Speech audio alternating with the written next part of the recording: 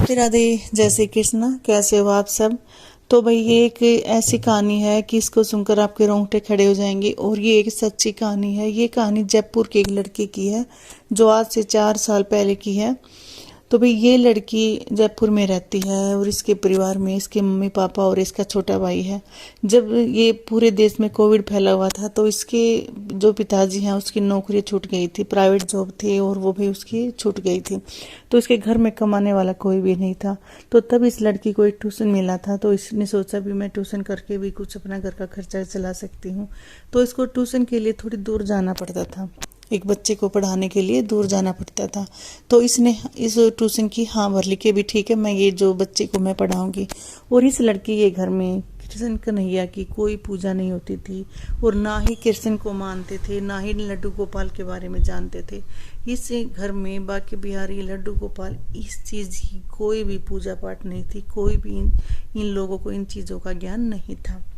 तो वो लड़की सुबह उस बच्चे को पढ़ाने जाती थी, डेली उसके घर पर जाया करती थी। तो जैसे ही लड़की को 2-3 दिन हुए जाते हुए तो उसको रात में सपना आया कि जैसे एक सांवला सा बच्चा, सांवली सूरत का बच्चा उसकी तरफ देखकर मुस्कुरा रहा है। तो उस लड़की ने सुबह उठकर सोचा कि भी सपना है, ऐसे ही आ गया होगा। तो अगले दिन सेम ऐसा ही सपना कि सांवली सी सूरत का बच्चा उसकी तरफ देखकर मुस्कुरा रहा है। तो उस लड़की ने अपनी मम्मी को बताया कि भी मुझे 2 दिन से एक ही बच्चा दिखाई दे रहा है, वो बहुत मेरे तरफ मुस्कुराता है और सांवले से रंग का बच्चा है, छोटा सा बच्चा। तो उसकी मम्मी ने बोला कि भी सपने ऐसे ही आ जाते हैं। तो वो लड़की ऐसे ही पढ़ाने जाती तो उसको फिर सपना आया जैसे वो बच्चा किसी दीवार के पीछे है और उस दीवार से उसे झांक रहा है। मैं आपको एक कहानी बता रही हूँ तो मेरे उसी टाइम मेरे रोंगटे खड़े हैं इस कहानी को बोल कर भी। जैसे मुझे पता लगा तो रोंगटे खड़े हो गए थे इस कहानी को सुनकर।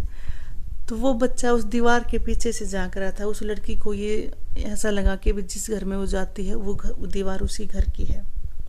वो लड़की और मम्मी को रोज सपना बताती कि आज फिर मुझे वही बच्चा दिखता है। तो उसकी मम्मी ये कह के टाल देती कि भी सपने ऐसे ही आ जाते हैं, क्योंकि हर चीज़ की नॉलेज नहीं होती कि भी सपने में हमें क्या दिख रहा है तो इसका क्या मतलब होगा। तो उसने ऐसे ही कर देती। वैसे ही उसको 7 दिन हुए थे उस घर में जाते हुए। उसको फिर सपना आया जैसे वो बच्चा मटके में है, जैसे उस बंद कमरे में एक मटका रखा है और उस मटके से आवाज़ आ रही है कि मुझे बाहर निकालो, मुझे भूख लगी है, मुझे बाहर निकालो, मुझे भूख लगी है। तो ऐसे सुनकर उस बच्ची की रात को आँख खुल जाती है और मम्मी से बोलती है कि ये जो दीवार दिख रही है ये उसी घर की है जिस घर में मैं ट्यूशन पढ़ाने जाती हूँ।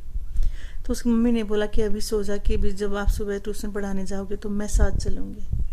तो उसकी मम्मी अगले दिन उसके साथ चलती है और उस घर में उस लड़के की जो मम्मी है उससे बोलते हैं क्या क्या आपके घर में क्या आप लड्डू गोपाल की पूजा करते हो। ऐसा सुनकर वो औरत हैरान हो जाती है कि इनको कैसे पता कि हमारे घर में लड्डू गोपाल की पूजा होती थी। तो वो बोलती है कि नहीं, हमारे घर में कोई लड्डू गोपाल की पूजा नहीं होती, तुम क्यों पूछ रही हो। तो उसने बताया कि भी हम लड्डू गोपाल लाना चाहते हैं और मुझे इसके बारे में कोई ज्ञान नहीं है, तो इसीलिए मैं आपसे पूछना चाहती हूँ कि आपने लड्डू गोपाल की सेवा के बारे में कोई ज्ञान हो तो आप मुझे बता सकते हैं। तब उसने बताया कि आज से 12 साल पहले मेरी सास लड्डू गोपाल लेकर आई थी और वही उसकी सेवा करती थी। लेकिन कुछ दिन के बाद मेरी सास एक्सपायर हो गई और उसी के थोड़े दिन के बाद मेरे हस्बैंड की भी डेथ हो गई। वो दोनों भगवान को प्यारे हो गए और मेरा भगवान से विश्वास उठ गया और मैंने लड्डू गोपाल को, जो उसकी सास सेवा करती थी, उसको एक कमरे में रख दिया।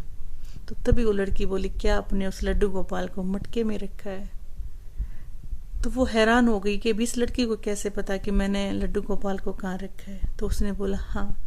तो उस माँ बेटी ने उससे बोलकर उसके स्टोर का कमरा जो था वो दरवाज़ा खुलवाया और वहाँ पर देखा एक मटका रखा है और उस मटके में लड्डू गोपाल, जो चांदी के लड्डू गोपाल थे, वो बिल्कुल काले हो चुके थे क्योंकि 12 साल पहले वहाँ पर रखा था। तो उस लड़की ने जैसे ही लड्डू गोपाल को उठाया तो उन सभी की आंखों में आंसू आ गए।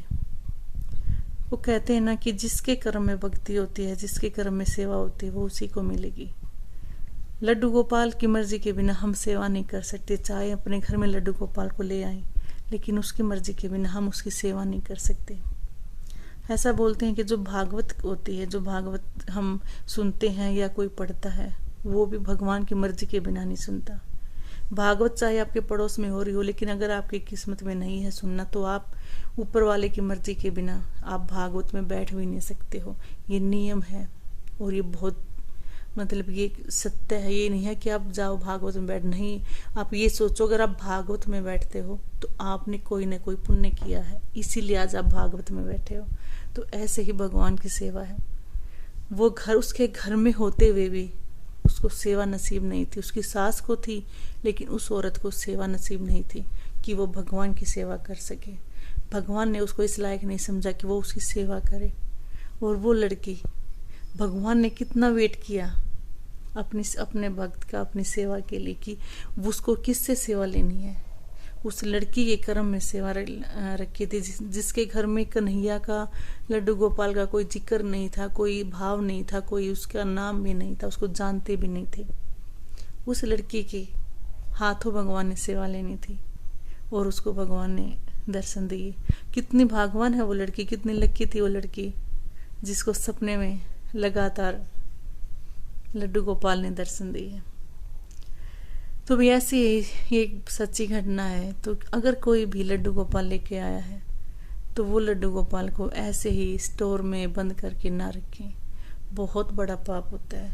आप ये देखो ना, आप इस जन्म में तो सेवा कर ही नहीं सकते हो, आप अपने 7 जन्म भी खराब कर रहे हो।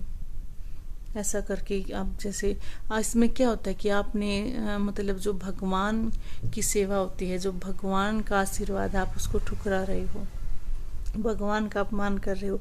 अगर आपकी सास ऐसे भी जैसे उसकी एक्सपायर हुई, तो अगर वो उसमें भाव बनाती तो भाव बन जाते, भगवान उसको माफ करते किसी भी गलती